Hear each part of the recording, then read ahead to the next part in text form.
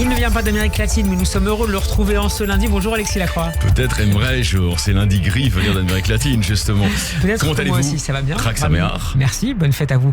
Également, cher Alexis, chronique politique du lundi avec vous. Vous êtes le directeur de la rédaction d'Actualité Juive. Alexis, l'actualité du jour, c'est évidemment le début de l'examen à partir de cet après-midi du projet de loi immigration, un moment décisif pour la majorité. Oui, je ne dirais pas que la France entière retient son souffle, ça serait évidemment exagéré. Les commentateurs que nous sommes peut-être un peu, mais surtout la Macronie. C'est la Macronie, bien sûr, qui est haletante aujourd'hui, car une grande partie du destin, on peut le dire, du quinquennat au cours de l'année 2024 va être scellé par ce qui va se produire. Alors pas seulement cet après-midi, l'hypothèse d'un rejet évidemment ne peut pas être écartée, mais en tout cas c'est vrai qu'il joue gros sur ce texte, qui est un texte qui se veut, alors j'allais dire en bonne tradition macronienne, un texte d'équilibre, un texte de recherche du juste milieu républicain. Ce qui n'était pas le cas du texte qui a été voté au Sénat il y a quelques semaines. Probablement. Alors justement, on va y venir parce que ça a des implications sur LR. Mais donc effectivement, si on résume, parce que tout le monde ne sait pas ce qu'il y a dedans. D'ailleurs, tout le monde ne l'a pas lu en entier, et moi le premier. En gros, il y a 3 dispositions importantes. Accélérer, il faut le dire, les procédures d'examen de demande d'asile, faciliter les expulsions des étrangers jugés dangereux, donc on serait moins dans la situation d'aujourd'hui où c'est vrai que nous gardons sur le territoire de la République des gens qui peuvent être objectivement tenus pour dangereux pour la sûreté de l'État, mais aussi pour beaucoup de nos concitoyens. En particulier ceux qui sont nés, qui ont vécu en France avant leurs 13 ans. Exactement. Et enfin, donc, il y a, et ça fait débat au sein des droites françaises, on va y venir, cette proposition élaborée par le ministre de l'Intérieur Gérald Darmanin, consistant à simplifier les procédures longues, encore aujourd'hui, de régularisation des travailleurs encore sans papier dans des secteurs dits en tension, notamment les restaurants. Vous le savez que dans les restaurants, on a besoin de beaucoup de personnes qui, très souvent, notamment en région Île-de-France, n'ont pas de papier, mais néanmoins font du bon boulot. Donc, dans le texte, il y a ça. Évidemment, ça suscite beaucoup d'interrogations dans une partie de la droite républicaine. 2600 amendements sont déjà déposés à l'heure qu'il est. Avant de vous rejoindre, j'ai vérifié. Donc, 2600, c'est beaucoup. Donc il y a 2 scénarios, soit on va vers un rejet pur et simple, on va les évoquer, soit on va vers des amendements, c'est-à-dire une discussion qui va se dérouler pendant les 2 semaines qui viennent, en enjambant, j'allais dire, les fêtes de fin d'année, et voilà. Et puis après, il y aura une adoption peut-être d'un texte largement... Puisqu'Elisabeth Borne, la première ministre, semble-t-il, ne souhaite pas avoir recours au 49.3.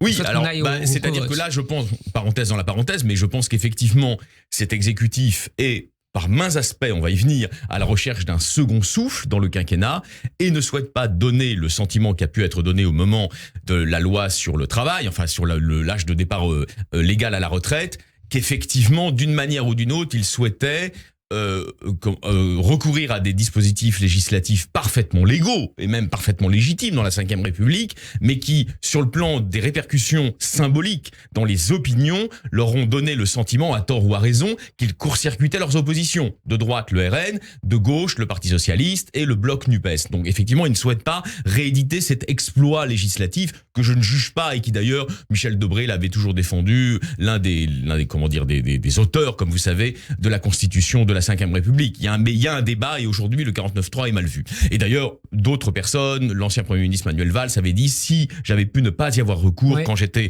à Matignon, je n'y aurais pas eu recours. Vous voyez qu'il y a un débat qui est ouvert, qui n'est pas tranché. Moi, je ne diabolise pas le 49.3, mais je sais qu'il est très mal ressenti. Et donc cet examen est un crash test important pour le gouvernement. Et si vous voulez, si on dramatise, parce que le journalisme, vous savez bien, passe d'une dramatisation à une autre. C'est même la loi aujourd'hui du nihilisme médiatique. C'est de dramatiser à peu près tous les jours. Il y a des drames et même des tragédies. On peut effectivement voir ça comme ça. C'est-à-dire qu'effectivement, vous ne le voyez pas comme ça. Non, mais il faut relativiser. Mais en tout cas, il va y avoir un débat intense et je ne suis pas de ceux qui peuvent vous dire de manière assertive que le débat de cet après-midi va se solder par une prolongation de l'examen du texte. Peut-être, la motion déposée par le Parti Vert, ELV, va-t-elle être adoptée par d'autres membres de l'opposition qui, alors on va y venir, n'objectent pas au texte pour les mêmes raisons. En gros, pour aller très vite, la motion écologiste est inspirée par les idées fondamentales de Sandrine Rousseau, de ses amis, à savoir que ce texte serait liberticide, qu'il attenterait au respect des droits de l'homme, en l'occurrence donc des droits des personnes immigrées venues sur notre sol, parfois sans avoir justement de papier. Et inversement, évidemment, la droite, on va dire, de plus en plus influencée par ce que j'appelle avec vous très souvent les courants civilisationnels, y trouve à redire en termes justement de sérieux, je me place de leur point de vue, je me place du point de vue de monsieur Ciotti notamment, de sérieux réel dans les intentions de gérer les flux migratoires qu'ils décrivent, non sans raison d'ailleurs, comme étant aujourd'hui extrêmement importants. C'est vrai que le chiffre de 480 000 entrées ou 490 000 entrées sur le territoire français, légales et illégales, sur une année, est un chiffre aujourd'hui corroboré par la plupart des formations politiques. Ici que les sénateurs de la droite avaient supprimé l'AME lors du premier examen du texte. Les sénateurs de la droite, vous avez raison. Donc là aussi, AME qui a été rétabli depuis. À l'écoute de la droite civilisationnelle, dans ces deux branches actuelles, Reconquête et RN avaient supprimé l'AME, et plus largement, donc, il y a les interrogations du patron de la droite, Éric Ciotti, sur lequel nous nous interrogeons souvent parce que il est un peu, si vous voulez, comme disait François Bayrou, pour reprendre une métaphore, il est un peu avec une brouette de grenouille, si vous voulez. Aujourd'hui, il y a une indiscipline dans les rangs de la droite, mais qui n'est pas due simplement aux égos des personnes, qui est due à la recherche de marqueurs identitaires de LR. LR ne sait pas trouver sa place, en réalité, disons clairement les choses, entre le pôle majorité présidentielle et le pôle de la droite civilisationnelle qu'Éric Zemmour a vocation à incarner. Donc ils oscillent en permanence entre des positions macrono-compatibles et des positions Zemmouro-compatibles. Mais qu'est-ce qu'a à dire cette droite civilisationnelle sur cette question-là précisément? Alors sur cette question-là, moi je me retranche derrière les objections avancées par le patron de la droite, par le patron de LR, dans son entretien de ce week-end. Nous voulons que le texte de la droite sénatoriale, résume Éric Ciotti, soit préservé. Donc vous voyez, il vous répond tout de suite. Le projet de loi actuel a été totalement dénaturé par la commission des lois de l'Assemblée. Sous la pression du en même temps macroniste. Il dit ce que je viens de résumer. Je ne le reprends pas à mon compte, mais je résume sa pensée.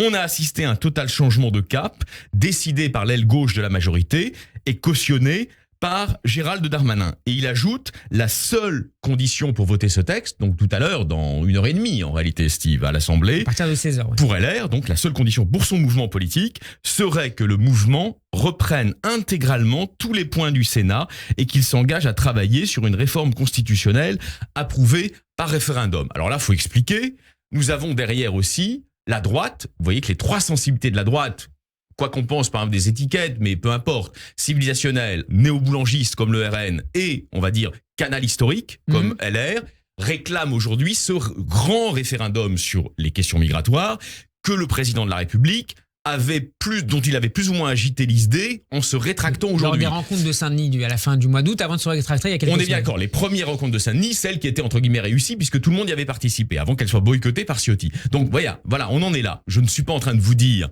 que Éric Ciotti et sa famille politique vont voter contre le texte avec les écologistes, je n'en sais rien. Mais c'est possible. Ils ne m'ont pas téléphoné pour en parler, et ils n'ont pas davantage téléphoné à l'ensemble des commentateurs politiques très assertifs que nous voyons se multiplier sur les plateaux depuis les aurores de ce matin. Donc personne n'en sait rien. Mais on ne peut pas exclure totalement cette hypothèse d'une sorte, si vous voulez, de conjonction des rejets qui prendrait en sandwich ce texte. Nous le verrons tout à l'heure. Puisque la NUPES compte. Et quant à Marine Le Pen, quant à Marine Le Pen, j'ai entendu son interview.